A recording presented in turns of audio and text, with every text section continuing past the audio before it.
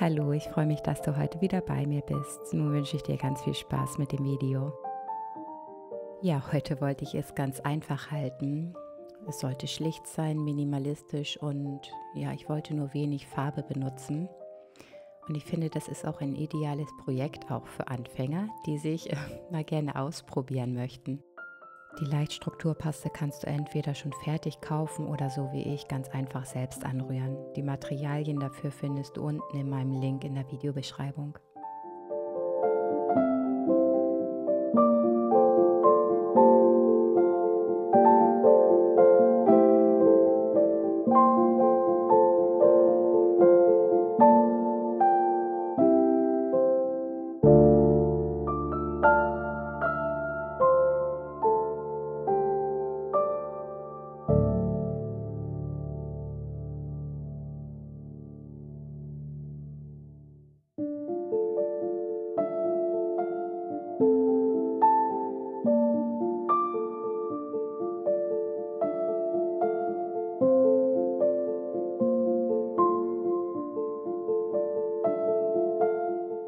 Die Paste habe ich über Nacht austrocknen lassen und genau, nun geht es an die Farbe.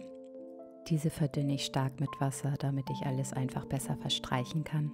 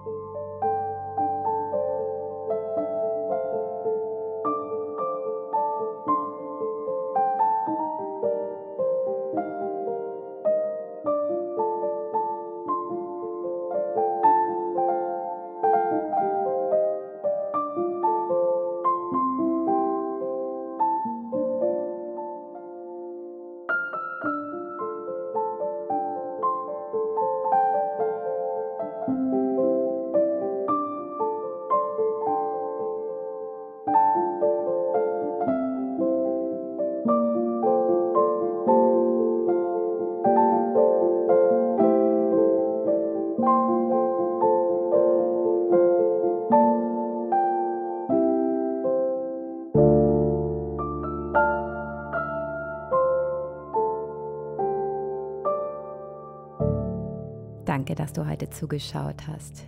Ich freue mich, wenn wir uns nächsten Sonntag wiedersehen. Hab nun einen fantastischen Tag. Bis dann. Tschüss.